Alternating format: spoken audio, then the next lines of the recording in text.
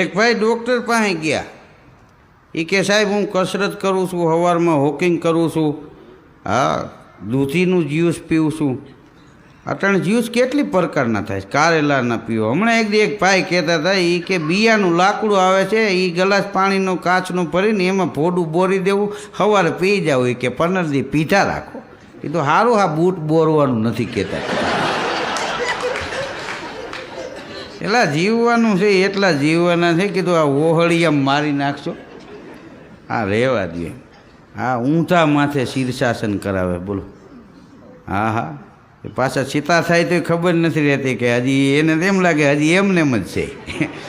શરીર એવા વજનવાળા અને કાંઈક ઓલા મશીન આવ્યા ઉલારીને પસાડે. હા બે જગ્યાએ હું ગયો તો આવા ઓલા જાડા હતા કે સવારમાં લઈને આમ કરવા. હવે કીધું રહેવા દો, ખૂટા છટકી જાય, અહીં કાંઈ નટ બોલ ને.